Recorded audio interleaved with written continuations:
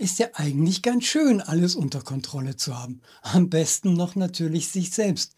Niemals ausfallend werden, nie in der Öffentlichkeit in der Nase bohren, immer souverän bleiben, bloß nicht zeigen, was innen so brodelt.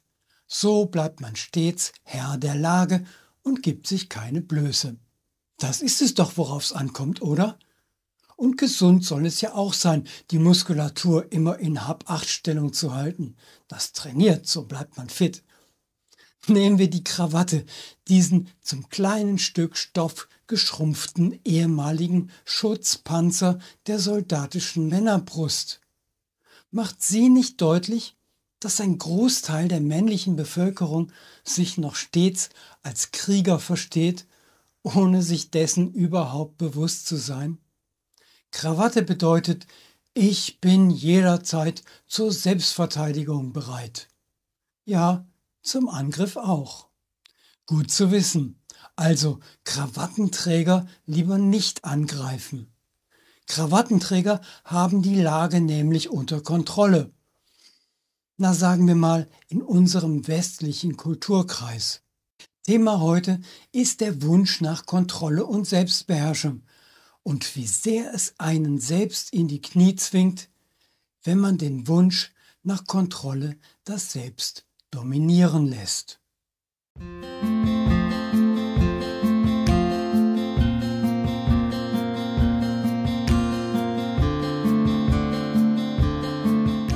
Am besten lässt sich das aus der Sicht bestimmter Blütenessenzen beschreiben, die einem helfen, den inneren Konflikt zwischen kontrollieren und loslassen zu überwinden.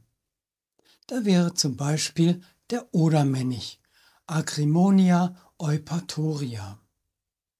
Edward Bach hat seine Blütenessenzen in 7 Kategorien eingeteilt, die jeweils mit einem bestimmten emotionalen Problembereich zu tun haben. Agrimony, so der englische Name des Odermännich, gehört in die Reihe der Essenzen, die jenen Hilfe leisten, die an Überempfindlichkeit leiden.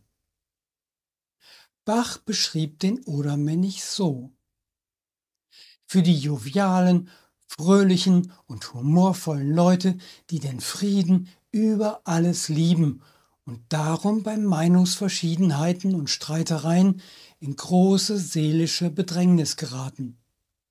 Um das zu vermeiden, sind sie bereit, viel aufzugeben und sich selbst zu verleugnen. Der Wunsch nach Harmonie wird ihnen zum inneren Zwang, denn die Not, die sie empfinden, wenn sie in Konflikte geraten, ist immens. Sie geben eigene Ansprüche auf, um den Frieden zu wahren. Doch es ist fraglich, ob diese sich so einfach aufgeben lassen oder nicht doch als Enttäuschung, Gefühl des Zukurzkommens und der Frustration im Innern fortwirken. Dem Verzicht auf der einen Seite steht jedoch nicht unbedingt ein Gewinn auf der anderen gegenüber. Die Aufgabe des eigenen Standpunktes fördert nicht den Respekt, den andere einem entgegenbringen. Man ist halt der Clown und Spaßmacher, mit dem man alles machen kann. Nur keine tiefen Gefühle austauschen. Aber es kommt noch schlimmer. Zuweilen besteht einfach keine Harmonie, sondern Interessenkonflikt, Auseinandersetzung und Streit. Der innere Harmoniezwang kann Menschen dazu bringen, für alle den Kasper zu spielen, Fröhlichkeit, Gebäck und heißen Kaffee zu verbreiten, alles, was nötig erscheint, die Gemüter zu beruhigen. Und das steht im strikten Gegensatz zu dem, was in ihrem eigenen Innern vor sich geht. Sie sind verärgert oder verängstigt, wütend oder frustriert, enttäuscht oder verletzt. Alles, nur nicht fröhlich. Denn das ist nur Maskerade. Können Sie sich vorstellen, wie viel Kraft es kostet, nach außen hin eine Stimmung schauspielern zu müssen, die so ganz und gar nicht dem entspricht, was man innerlich fühlt? Dahinter steckt letztendlich eine tief verwurzelte Überzeugung von Minderwertigkeit, ein Gefühl unakzeptabel zu sein, wenn man losbrüllt oder heult oder in hysterisches Kichern ausbricht. Akzeptabel ist nur, wer nach außen hin nicht zeigt, wie es innen aussieht. Kurzum, die innere Unvollkommenheit oder das, was man als solche definiert, muss vertuscht werden. Oder wie der Engländer sagt, keep a stiff upper lip. Auf der Insel hält man die Oberlippe steif, nicht die Ohren, und zeigt seine Gefühle nicht. Wenn man nun die Kontrolle aufgibt und die Muskulatur lockert, können die aufgestauten Dinge aufbrechen. All der Frust, das Elend und die Enttäuschung können ans Licht und mit ihnen Tränen, Schluchzen, Schreie. Das ist der Punkt, an dem die Wirkung der Oder-Männig-Essenz einsetzt. Sie hilft, die Kontrolle aufzugeben und sich zu entspannen, ungeachtet der Gefühle, die auf diese Weise außer Kontrolle geraten. Keine Angst vor starken Gefühlen. Das ist eine sehr weise Essenz, wenn ich das mal so ausdrücken darf. Denn einher mit dieser Wirkung auf der einen Seite kommt auf der anderen die Hilfe zur inneren Akzeptanz all dessen, was zum Vorschein kommen könnte. Weißt du was? Es ist vollkommen in Ordnung, sich mal hilflos zu fühlen. Es ist okay zu weinen. Es macht überhaupt nichts aus, seinem Ärger Ausdruck zu verleihen. Es macht einen nicht zum schlechten Menschen. Es macht einen menschlich. Und ganz nebenbei schaltet es den inneren Saboteur stumm, den die Akupunktur als Punkt 3 des Dünndarmmeridians identifiziert hat. Der ist ganz einfach zu finden, wenn Sie mal eine Faust machen und sich Ihre Handkante anschauen. Dort bildet sich eine kleine Falte unterhalb Ihres kleinen Fingers und an deren Ende befindet sich Dünndarm-Punkt 3. Voilà! Geben Sie darauf einen Punkt oder Männig und massieren Sie ihn leicht ein, wenn die innere Spannung zu groß wird und Sie den Impuls verspüren, sich selbst mal wieder nicht treu zu bleiben. Uns wurde nicht nur das Vermögen zu streiten gegeben, sondern auch die Kraft, sich zu versöhnen. Fangen wir doch gleich damit an. Wenn es Probleme gibt, hilft oder Männig gerne.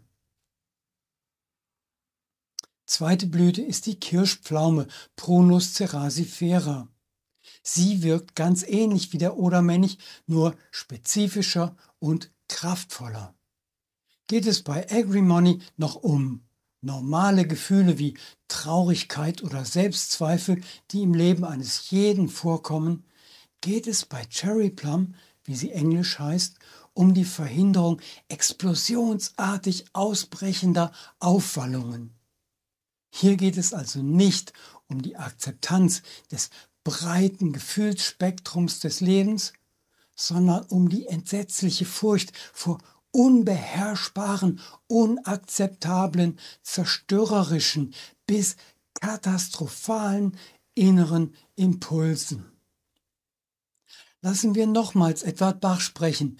Er verwandte Kirschpflaume-Essenz bei der Furcht, den Verstand zu verlieren oder dass der Verstand überfordert werden könnte oder dass man gefürchtete, schreckliche Dinge tun könnte, die man zwar als falsch und unerwünscht erkennt und dennoch den Trieb verspürt, sie zu tun. Ich könnte dich umbringen, lässt uns der Ausbruch des inneren Gefühlsvulkans schon mal sagen. Aber tut man's auch? Man könnte sagen, der Zustand, in dem man gewöhnlich noch auf die Gabe von Oder-Männig reagieren kann, ist aufs Höchste gesteigert. Die Maske reißt auf und durch die Risse wird fürchterliches erkennbar. Man fürchtet, durchzudrehen. Totaler Kontrollverlust also. Dazu muss der Stress schon ziemlich groß sein, dem man sich ausgesetzt sieht. Was könnte die Ursache sein? Zum Beispiel fortgesetztes Mobbing am Arbeitsplatz, Man fühlt sich dermaßen gereizt, dass man fürchtet, den Kollegen erschlagen zu müssen. Oder nächtelanges Babygeschrei, das einem den Schlaf raubt. Man glaubt, man müsse nun unmittelbar Ruhe haben, sonst könne es geschehen, dass man dem Kind etwas antut. Um dem vorzubeugen, ist großer muskulärer Aufwand nötig. Alles steht unter Spannung. Kurzschlusshandlungen müssen unbedingt vermieden werden. An solch einem Punkt ist die Lösung aus der Spannung aus eigener Kraft kaum noch zu schaffen. Aber was, wenn das Gegenüber keine deeskalierenden Strategien anwendet, sondern selber ausrastet? Wird das dann zu dem Funken, der unsere eigene, ohnehin nur noch kurze Lunte entzündet? Kirschpflaume kann aber helfen. Es kommt nur darauf an, die ersten Anzeichen zu erkennen, den Impuls zu spüren und was vom Großhirn gerade noch funktioniert, dazu verwenden, sich zu fragen, was ist hier eigentlich los? Würde es meine Probleme wirklich lösen, wenn ich mein Baby aus dem Fenster würfe? Solange noch ein klein wenig Restverstand inklusive Impulskontrolle am Werke ist, besteht die Möglichkeit, sich mit Cherry Plum etwas herunterzudimmen. Wenn es dazu schon zu spät sein sollte, sollte man die Notfalltropfen in Griffweite haben. Davon ist Cherry Plum ja ein Bestandteil, wird aber noch von anderen Essenzen unterstützt. Die Kirschpflaume-Essenz bringt einem das Vertrauen in sich selbst zurück, das Vertrauen in die eigenen Instinkte, Impulse und Reaktionen. Man wird sich wieder dessen bewusst, dass man nichts Idiotisches tun wird.